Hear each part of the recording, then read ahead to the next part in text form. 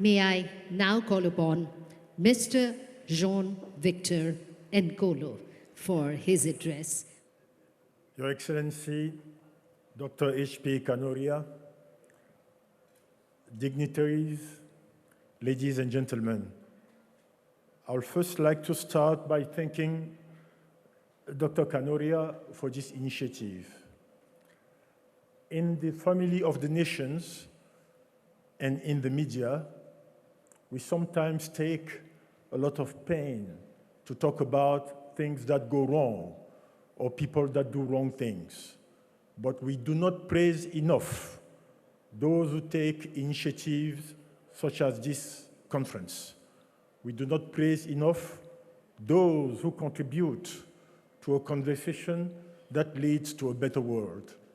And Dr. Kanoria is one of those people who has to be mentioned, who has to be recognized for what he's doing, for what he has been doing year after year. I would also like to take this opportunity to thank Dr. Rahul Verma, because I was a witness when this organization, this foundation, was granted a very important status in the Organization of the United Nations. Thank you very much for all what you do, Dr. Kanoria. Today, I would like to take a few minutes and address African spirituality. When I speak about African spirituality, I would like to limit it geographically. I'm speaking mainly about Africa south of the Sahara. But I'd very much like to include in that African spirituality all the regions that have welcomed people of African descent. That includes the Americas, the Caribbean, the Indian subcontinent, the Middle East, Europe, because Africa doesn't have borders around Africa only. Because of history, the borders of Africa have been extended far and wide. Now, about spirituality. One of the esteemed speakers yesterday said that we should not mix or confuse spirituality from religion. If we take the main religions that we all know about, we know that these religions have holy books, they have important scriptures, they are based on the written word. Christianity has the Old Testament and the New Testament. Islam has the Holy Quran. Hinduism has the Vedas. Buddhism, the Tripitaka, the Pali Canon. Sikhism has the Guru Granth Sahib. Judaism has the Hebrew Bible or Old Testament. The Baha'i has the Kitab Akdas. Jainism has Agam Sutras. Shintoism has the Kojiki. And Zoroastrianism has Avestas. But what does Africa have? We can ask ourselves the question. Many people have said there is no written book, there is no written source.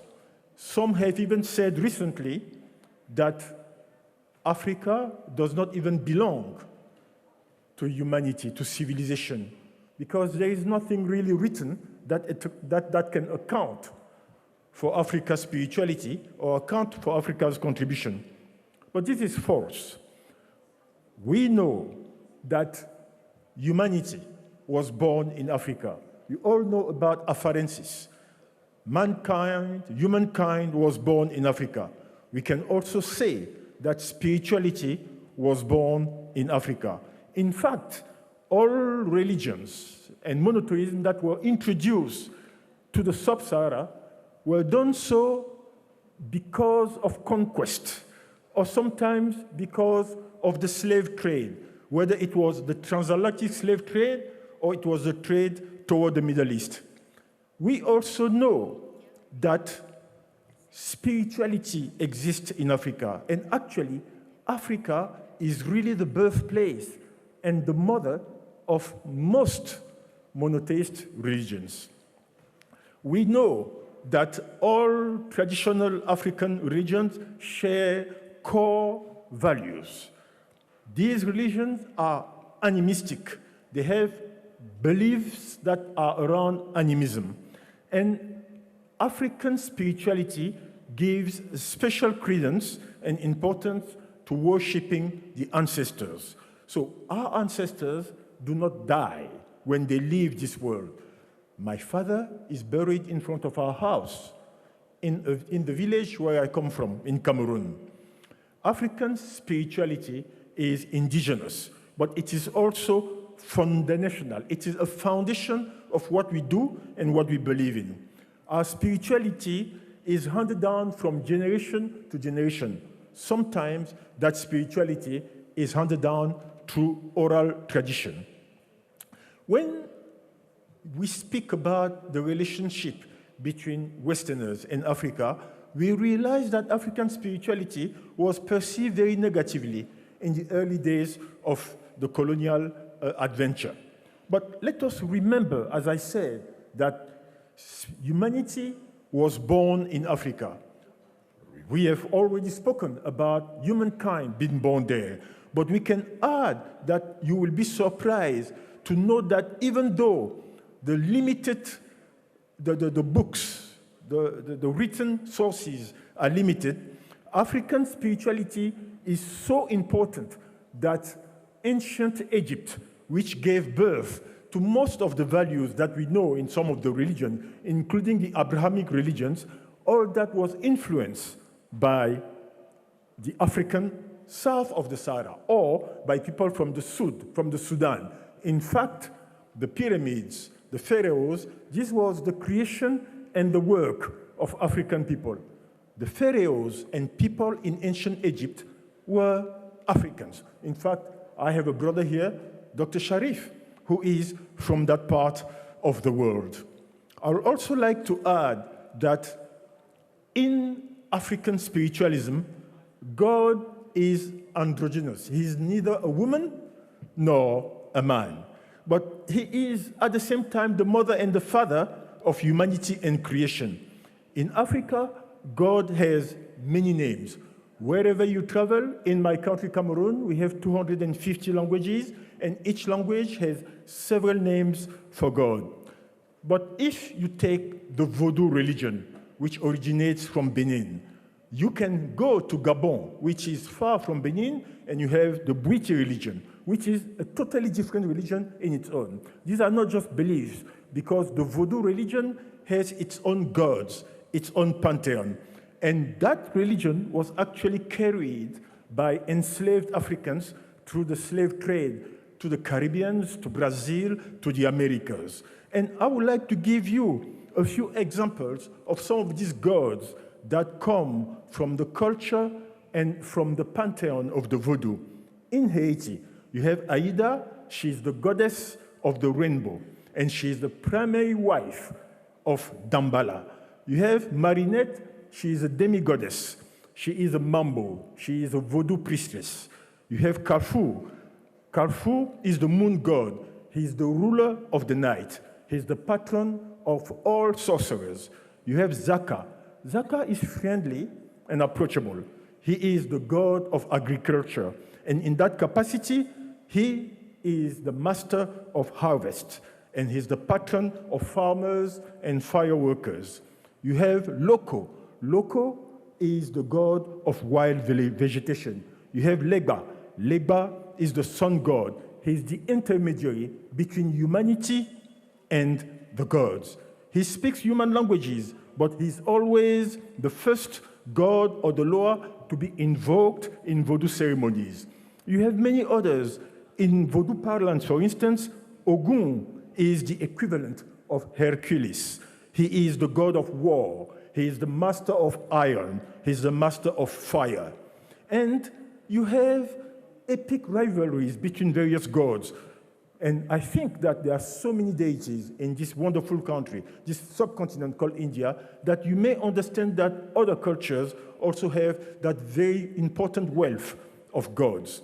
And you have a goddess like Dantor, who only accept certain offerings. Not everything should be offered to Dantor. And Dantor has 3 husbands, but she also has affairs with other gods. And you have Dambala. Dambala is the well-known god in the Vodou deity, because Dambala is the serpent who encircles the earth.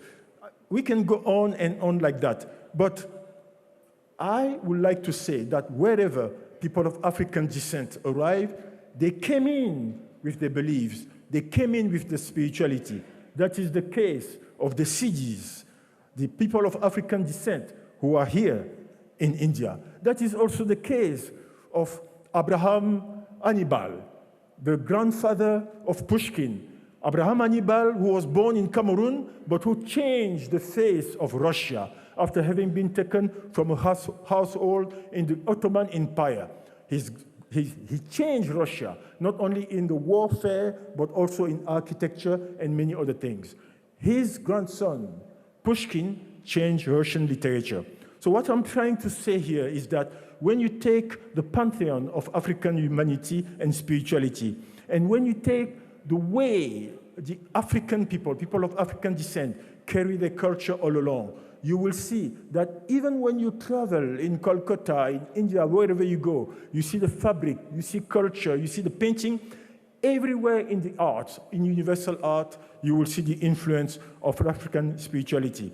I'd just like to conclude to say that in our spirituality, before we do something, before we plant something, before we kill an animal, before we handle minerals, before we start working on iron, we must do some offerings.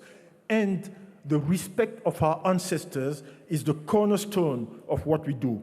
This means that the ancestors intercede between us and the gods. We respect them, we go to them, we pray where they are lying, and we ask them advice. We speak to them. An African writer and historian called Amadou Ampateba said about African spirituality that everything is linked, everything is alive, everything is independent. African spirituality has indeed a lot of humanity. African spirituality has a lot of power. African spirituality is you and me. Thank you very much. Thank you so much.